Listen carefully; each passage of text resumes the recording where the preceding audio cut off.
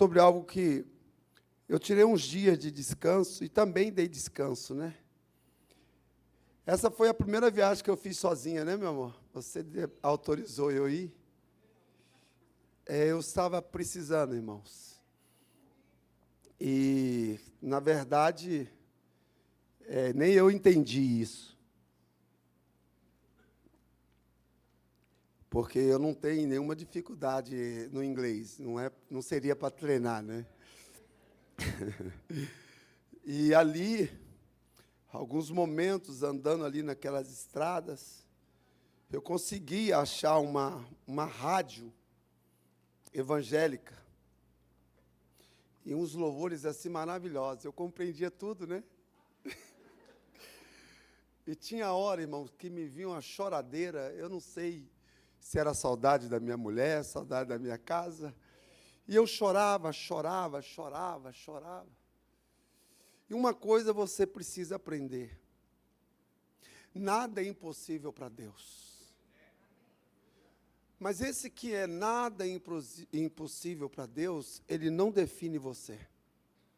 Ele não te define. Porque Deus pode fazer com você o que Ele quiser. Nada é impossível para Deus. Mas a questão é, quem é Deus nas nossas vidas? Quem é Deus para mim? Quem é Deus para você? Nós estamos em uma jornada aqui na Terra. E essa jornada tem aí uma média de 70 a 80 anos. Os mais longevos.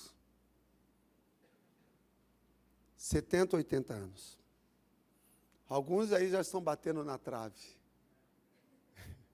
E alguns acham que está muito longe, mas está muito perto. Agora, nós precisamos estar atentos com a grande oportunidade. Sorriu por quê? Hein, Rô? Seu pai riu? Não entendi, não foi? Não foi. O que nós estamos fazendo com esse grande tempo? Eu saí para tirar 14 dias, o inimigo entrou, roubou 1. E aí depois, achei que 12 ia ser bacana, voou. Já voltei. Eu falei para o pastor Devaridê, vai me dar 30 dias. O certo é que vai chegar um dia que os nossos dias na terra vai se findar. Como que nós estamos lidando com essa vida que é sua, que Deus lhe deu? Quando eu digo que é sua, é uma força de expressão, mas ela é do Senhor. E eu estava ali estudando, eu levei um livro do Espírito Santo e levei a Bíblia, né, no celular. E um dia, fazendo o meu devocional, eu me deparei com esse texto. Então, eu quero ser fiel a ele, para que eu possa encontrar graça diante do Senhor. E me chamou a atenção alguns aspectos. E o que eu quero conversar com vocês hoje, colocou o tema aí, trazendo a glória e a presença de Deus para o centro da minha família. E quando você vai se deparar com essa situação, coisas extraordinárias acontecem. Mas tem coisas que as nossas famílias aqui, a minha tem, a sua não tem, a que a sua tem, a minha não tem. E aquilo que a minha não tem, a sua não tem, o Senhor pode nos dar. O Senhor pode nos ofertar. O Senhor pode nos abençoar. E porque trazendo a presença de Deus, a glória de Deus e a presença de Deus para a nossa casa. Exatamente pelo que eu falei para vocês. Porque a sua casa, a sua família você pode estar morando num condomínio fechado, um condomínio seguro, a sua casa pode ter cristais, pode ter ouro, pode ter prata, mas se a presença do Senhor não estiver ali, nada resolve naquela casa.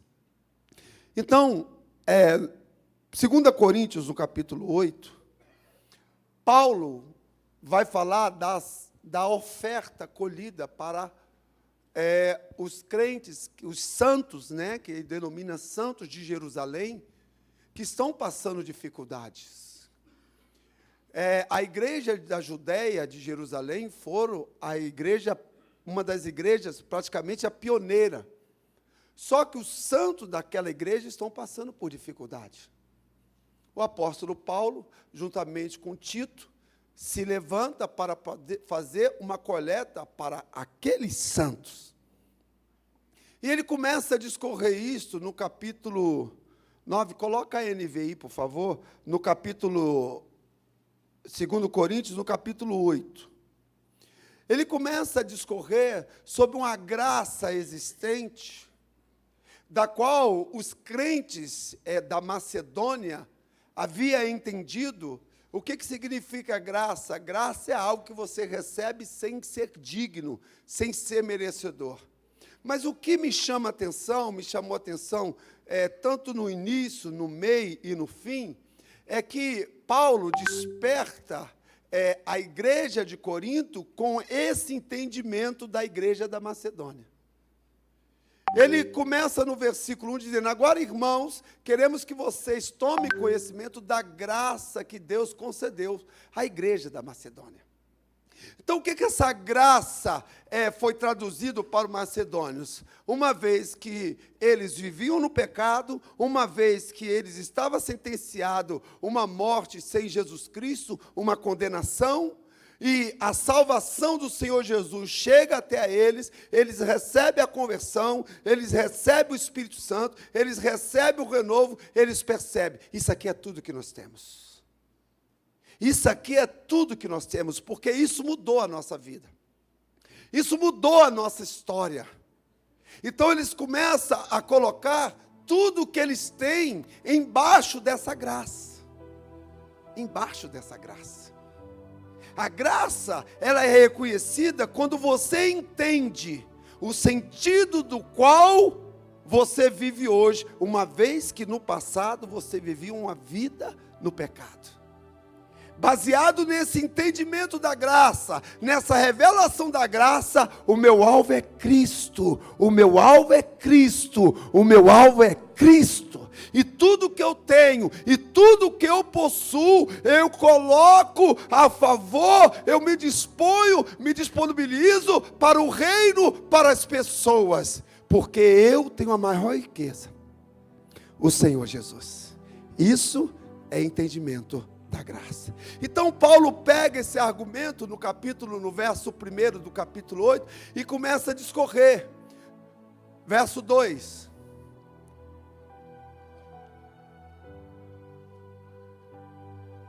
Ele diz: no meio da mais severa tribulação, a grande alegria e a extrema pobreza. Você imagina, grande alegria e a extrema pobreza.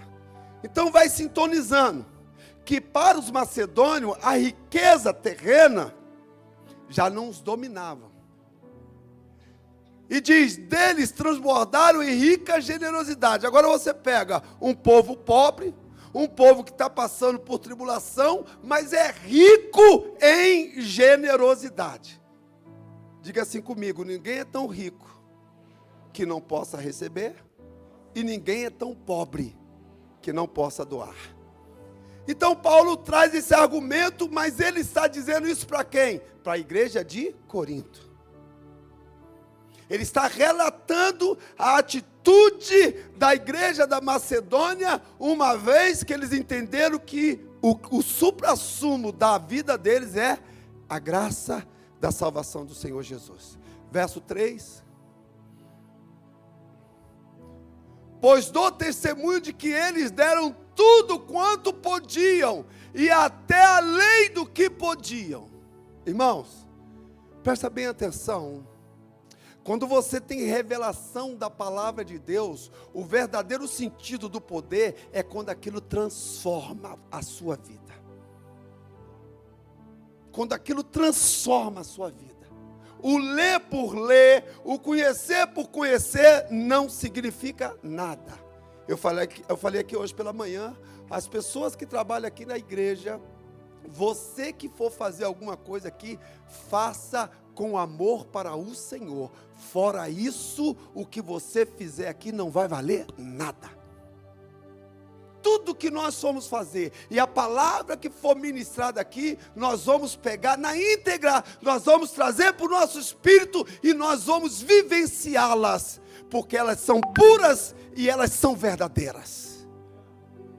Essas ações, irmãos, precisa fazer diferença nas nossas vidas, porque o apóstolo Paulo, ele está usando a ação dos macedônios, baseado no que eles foi ensinado, para a atitude que eles tiveram.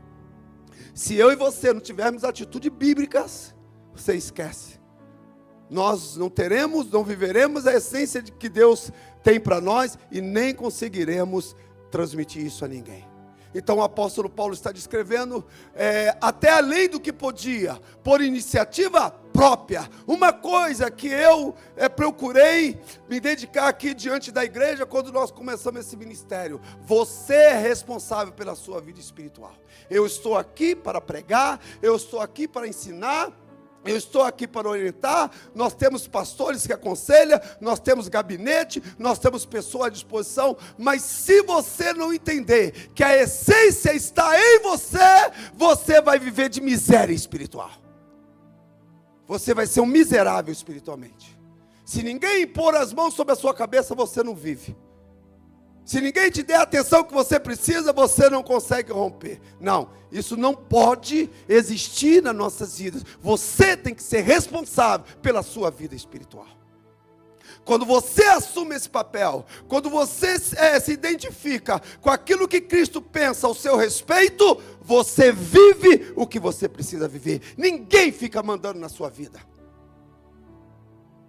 E a minha posição é: estou aqui, você quer um conselho, você quer orientação, beleza, Bíblia que eu tenho para você, palavra de Deus. O que você vai fazer com o que eu te ensinei, o que você vai fazer com o que eu te orientei, a responsabilidade vai ser sua, bem como a responsabilidade que eu tenho comigo. Isso é muito importante, irmãos. Porque quando você olha para a situação dos macedônios, Paulo está dizendo exatamente: eu sabia que eles eram pobres, eu sabia que eles estavam passando por tribulação, mas eles tiveram atitudes extraordinárias, que ninguém precisou mandar eles fazerem. Ninguém precisa ficar mandando o que você precisa fazer. Você precisa reconhecer através da palavra de Deus e ir praticar. É isso que vai mudar a sua história. É isso que vai mudar a sua vida. Ele diz: por iniciativa própria. Por iniciativa própria. Quando você está cheio da palavra, nós vamos chegar lá, a sua vida muda. Verso 4. Eles nos supriram, eles nos suplicaram insistentemente. Escuta, irmão, povo pobre, povo com luta, povo com tribulação, povo com dificuldade, dizendo: Paulo, pelo amor de Deus, nos deixa contribuir, nos deixa ofertar, nos deixa nos doar. Interessante, irmãos, quantas coisas extraordinárias como esse testemunho, porque o apóstolo Paulo está testemunhando sobre a igreja da Macedônia. Ele está dizendo: eu testemunho o que eles fizeram. Eu não precisei obrigar, eu não precisei mandar. Irmãos, um crente autônomo no Senhor Jesus, ele tendo o Espírito Santo de Deus, ele sabe o que ele precisa fazer, ele sabe da maneira que ele precisa viver. É por isso que eu não fico intrometendo na vida de ninguém. Eu não me intrometo,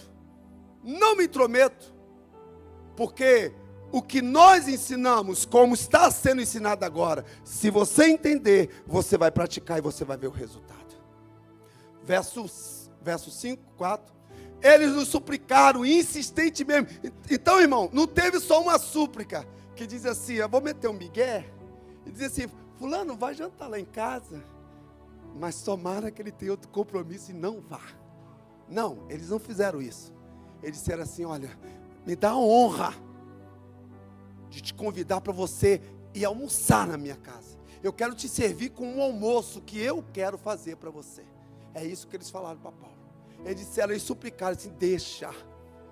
Paulo disse: mas outras pessoas já estão ofertando, outras pessoas, não, mas por favor, deixa nós participarmos também, nós queremos, mas vocês estão com dificuldade, vocês estão com tribulação, não importa, deixa nós participarmos também. Ele diz insistentemente. Agora, por que eles tiveram essa atitude? Voltando no verso 1, porque eles entendiam que ofertar, que ser generoso, existia porque tinha uma graça sobre a vida deles. Tudo que você faz nessa terra, tudo que eu faço aqui para as pessoas, tudo que eu faço na obra de Deus, é porque tem uma graça sobre as nossas vidas, e é essa graça que nos dá alegria, nos dá um entendimento, discernimento, que tudo vem dele, tudo é para ele, dele, por ele, para ele, são todas as coisas. Aí Paulo fica impressionado. Ele diz: mas o privilégio de participar da assistência dos santos. Você consegue entender que é privilégio poder ajudar alguém, irmãos? Eu pergunto aqui para vocês. Nós já estamos aí, nós estamos indo já para 1/3 do ano. Terminando de comemorar um ano agora. Já vamos para 1/3. Você fez o que para quem? Você fez o que para alguém? Nada. Nada. Então você não entende o que é graça. Você ainda não entendeu o que é graça. Você não suplica, você não insiste para semear, para ofertar, para abençoar a vida das pessoas. Verso 5. Não somente fizeram o que esperávamos, mas entregaram-se primeiramente ao Senhor. Eu quero abrir um parênteses aqui, preste atenção. Tudo que você faz para Deus, para as pessoas, você vai primeiro, tá bom? Quando o pastor Alailson faz aquela faca bonita, o segredo não está na faca, está em quem produziu a faca. Ele diz: porque primeiramente eles se entregaram ao Senhor. Nós que servimos nessa casa, nós que servimos essas pessoas, a família de Deus, tudo que você faz, você está dizendo: porque primeiro o Senhor é o meu pastor, Ele é o meu redentor, Ele que me resgatou, eu faço por amor a Ele, e não espero nenhuma recompensa. Olha, toda oferta, tudo que você faz, primeiro é você. E depois a nós, pela vontade de quem? De Deus. Verso 6. De modo que pedimos a Tito, que assim como ele já havia começado, também completasse este ato de graça da parte de vocês. Agora vai começar a pregação aqui, verso 7. O que me chama a atenção nesse texto é esse verso 7.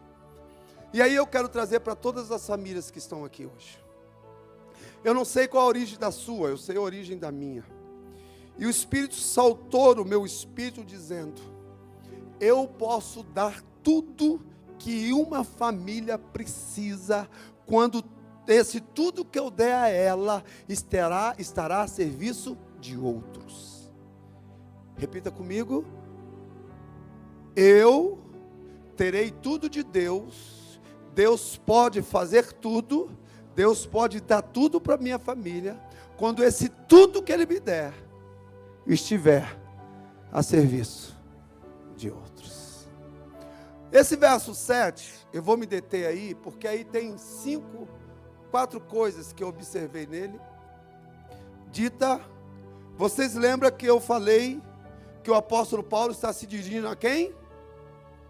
Está se dirigindo a quem, o apóstolo Paulo? A igreja de Corinto. E ele tá usando quem como exemplo? A igreja da Macedônia. Beleza? Só que nesse versículo aqui tem algo interessante que me chama a atenção. Paulo fala de quatro coisas, 5 coisas nesse versículo. Por isso que eu pedi para colocar a NVI. Paulo está dizendo agora com relação, ele estava usando o exemplo dos macedônios. Agora ele está cara a cara com os coríntios, dizendo: no entanto, como vocês transbordaram em tudo, diga assim: a minha família, ainda não tem tudo. Na fé, diga comigo, na fé, na palavra, no conhecimento, na dedicação completa e no amor. Paulo está dizendo, vocês têm tudo isso. Eu fiquei pensando, que coisa espetacular. Mas você acredita, o que eu entendi, que você pode ter tudo, mas ainda lhe falta alguma coisa. Ainda lhe falta alguma coisa. Ainda lhe falta alguma coisa. É por isso que nós não devemos estar simplesmente satisfeitos com os dias que a gente passa na terra, mas com aquilo que Deus deseja que nós façamos. Então a primeira coisa que Paulo diz aos Coríntios: vocês têm fé. Vocês têm fé. E é bom ter fé. Imagina alguém chegar e falar assim: nossa, pastor Devani, tu és um homem de fé. Olha aí, ó. Está vendo? Não é bacana, irmãos? Aí baseado nisso, você amanhã, na segunda-feira, você surge uma situação, você atua com fé. Lá em Hebreus capítulo 11, verso 1, diz que, no primeiro versículo, diz que a fé é um firme fundamento. É um firme fundamento. Eu anotei 3 aspectos aqui da fé lá de Hebreus. Ela tem o primeiro aspecto da fé lá em Hebreu é a certeza de coisas. Certeza. Irmão, quando você vê eu fazer umas coisas doidas aqui, é porque eu tenho certeza que lá no final vai dar certo. A segunda coisa, ele fala sobre a esperança. Certeza e esperança. E convicção de fatos que não se veem. Certeza, esperança e convicção. Imagine, irmãos, uma família cheia de certeza, de convicção. Seu filho quer prestar o vestibular, você fala assim: vai, meu filho, vai, seu pai te abençoa. O menino vai lá, bate na trave no primeiro ano, segundo ano bate de novo, no terceiro ele é aprovado em primeiro lugar, tirou 100 na redação. Gente, pensa o tanto que eu era bom em redação. Eu escrevia bicicleta, travesseiro. Sério? Não quero saber o resultado. Mas por quê? Porque envolvia fé. Paulo está dizendo, vocês têm fé. Os coríntios, Aí Paulo traz o segundo aspecto, o aspecto palavra. Irmãos, você ter a palavra, o conhecimento da palavra, o que eu estou fazendo? Eu estou na busca aí de uns versículos sobre o Espírito Santo, irmãos. Eu pego um capítulo de 3, 4, 5, 6 capítulos, vai embora, já leio um livro. Você sabia que durante uma semana você pode ler o Novo Testamento todinho? Em uma semana você consegue ler o Novo Testamento. Eu estou vendo isso com essas leituras. E palavra, mas só que tem um detalhe, mas a palavra que você aplica na sua vida, palavra que você deixa florescer, palavra que você deixa germinar, palavra que faça sentido na sua vida. Porque você conhecer a palavra, você estudar a palavra, você ouvir a palavra e você não praticar a palavra, não vai acontecer nada na sua vida. Paulo está dizendo, vocês têm a palavra. E o terceiro, Paulo diz, vocês têm o conhecimento. Não tinha uma igreja com tanto conhecimento, irmãos, com um nível extraordinário. A igreja de Corinto era uma igreja poderosa. É por isso que é importante, irmãos, você valorizar a sua igreja. A sua igreja não é a melhor, não é a perfeita, e nem a igreja do vizinho. Para todos nós ainda falta alguma coisa.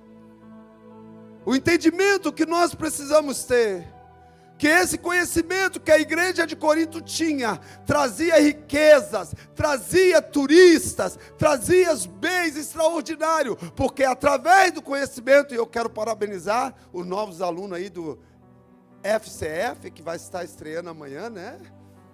Terça-feira, de maneira extraordinária, nós estaremos aqui para receber vocês.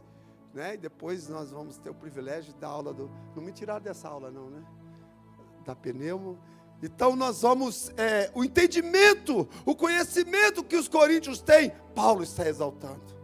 Então o primeiro é o quê? Fé. O segundo é a palavra.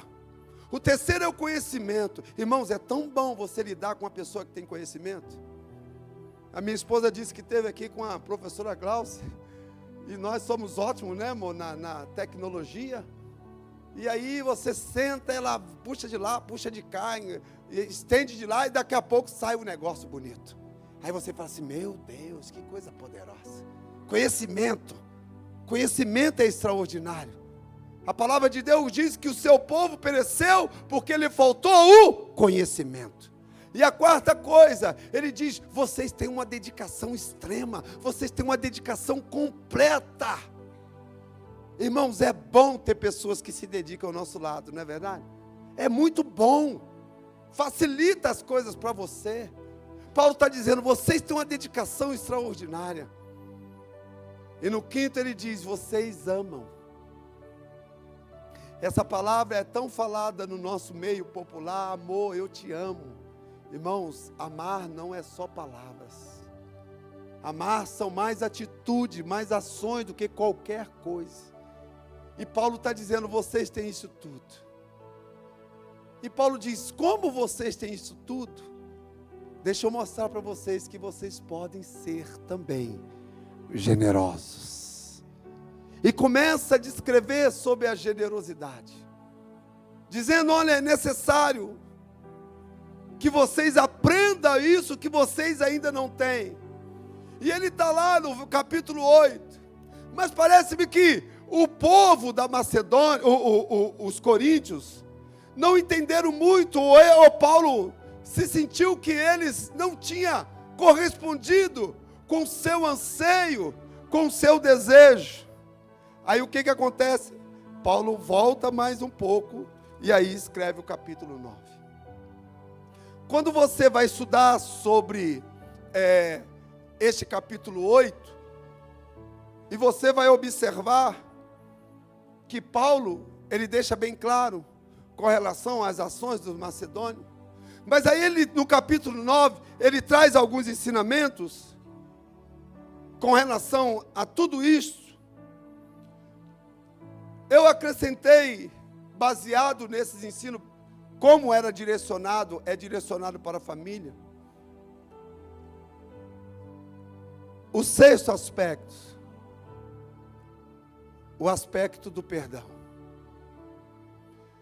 Eu não vi quem é, não sei qual é o profissional da área. Ele falou um vídeo dizendo que perdão, você precisa ser avaliar primeiro para ver se você vai perdoar. Eu digo para você, isso é conversa de Satanás. Perdão precisa ser liberado, independente de qualquer coisa. Porque o Senhor Jesus disse, se você não perdoar, você não será perdoado. Então cuidado com essas falas. Cuidado. Porque você absolve, você concorda e você avalia e dizendo, essa pessoa não merece perdão, eu não vou perdoar. Aí você esquece de olhar para a cruz e dizer que você também não merecia e você recebeu o perdão de Jesus Cristo. Então, se você está aqui nessa noite, a sua família, dentro da sua casa, irmãos, da nossa casa, muitas vezes, eu estou falando porque eu vim de um lar assim, muitas vezes, tem familiares, pai com filho, esposo com esposa, irmãos, que passam dias sem se falarem dentro de casa, não se comunica, não se perdoa, não se relaciona. Isso traz muito dano sobre a sua casa. Isso traz maldição sobre a sua família. Eu acompanhei uma família durante 10 anos, que 2 irmãos influentes dessa família estavam brigados. Nós levamos 10 anos para reconciliá-los. 10 anos. E o que me chamou a atenção é que aqueles que iam nascendo, iam desenvolvendo, conhecendo aquela briga, aquela divergência, e parecia uma divisão, O pai um dia, quando no dia da reconciliação, ele se levantou, não sendo cristão, ergueu a sua voz e disse: hoje Deus pode me levar em paz. Quando a sua família vive uma vida de amargura, vive uma vida que prende, que amarra as pessoas, você e a sua família não estão rompendo diante daquilo que Deus projetou para a sua casa. Quando o apóstolo Paulo, ele fala a respeito de perdão, olha o que ele diz aqui.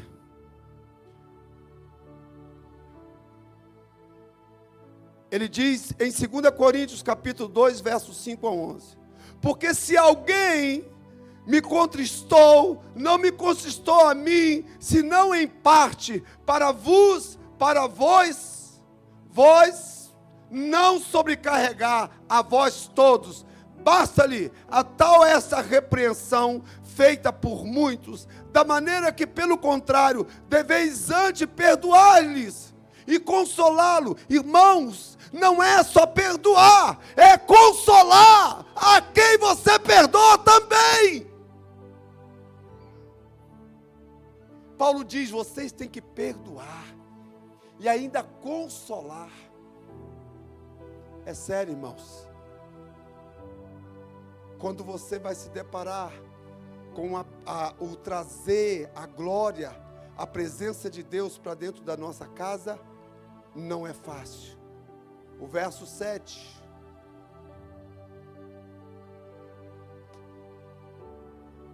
Verso 6.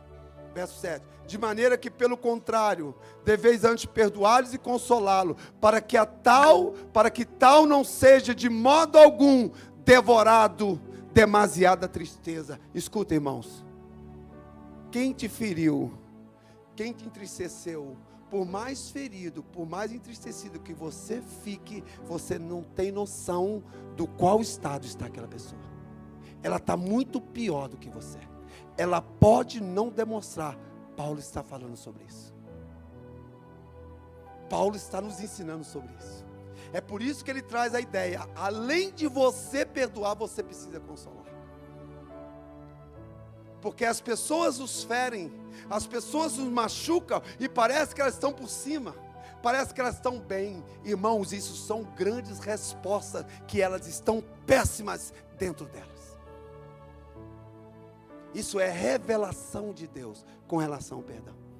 Elas são péssimas. E Paulo está dizendo: nós precisamos ter esse entendimento. E no verso 9 dele: e para isso vos escrevi também, para que por esta prova saber se sois obediente em tudo. A igreja do Senhor Jesus foi chamado, o Senhor Jesus veio para nos redimir, para nós sermos obedientes em tudo. Em tudo. Não só em algumas coisas, não só em alguns ensinamentos, mas em tudo. Quando nós obedecemos em tudo, quando a nossa família entra no propósito de Deus de obedecer, irmãos, a nossa família consegue viver uma vida em paz, uma vida de satisfação. Você olha para algumas famílias, você pensa: gente, parece que eles estão mentindo, parece que eles estão enganando, parece que eles são falsos. Não, irmão, é porque a sua família está desconcertada, a sua família está desregulada, e você não aceita que os outros estejam vivendo bem. Mas por quê? Porque eles estão vivendo princípios de Deus a vida deles. E como nós muitas vezes não temos o discernimento, não trazemos para nós e falamos assim: é impossível uma pessoa viver feliz o tempo todo. Quem é que te deu esse conceito? Quem é que te deu esse conceito? Porque o fato da pessoa passar por tribulação, passar por dificuldade, não significa que ela está em pecado. Porque Paulo está dizendo, os macedônios estavam fazendo oferta, e Paulo estava ensinando os coríntios, para a igreja de Jerusalém: você pode jejuar, você pode orar, mas você pode passar por aperto também. Mas o aperto não significa porque você está desobedecendo a palavra. É porque aprove a Deus te provar por um tempo. E ele encerra no versículo 10 e 11 dizendo: e a quem perdoardes alguma coisa, também eu, porque eu também perdoei, se é que tenho perdoado, por amor de vós, o fiz na presença de Cristo, para que não sejamos vencidos por Satanás. Quem não perdoa é derrotado pelo diabo. Quem não perdoa, quem guarda mágoa, tem a resistência de Satanás da sua vida. Eu não sei o que você vai fazer com essa palavra que você está ouvindo. Não importa quem te feriu, não importa o que te machucou, não importa. O Senhor está dizendo assim: você perdoa, você libera o perdão, porque essa pessoa te feriu, porque ela não teve discernimento que Satanás usou ela para te ferir. E quando você tem o entendimento, a revelação da palavra, você libera o perdão sobre a vida dessa pessoa. Satanás olha para você e diz: eu não consegui vencer contra ele. Quem eu usei para lhe ferir, quem eu usei para lhe machucar, não foi o suficiente. Aí Paulo diz: faça isso sempre na presença do Senhor Jesus. E o sétimo eu encerro aqui, vamos ficar de pé, ministério de louvor. O sétimo, dentro da nossa casa, para a presença de Deus, a presença do doce Espírito Santo. Irmãos, quando você ouve o apóstolo Paulo falar que a igreja de Corinto tinha um amor, e eles tinham um amor mesmo, irmãos.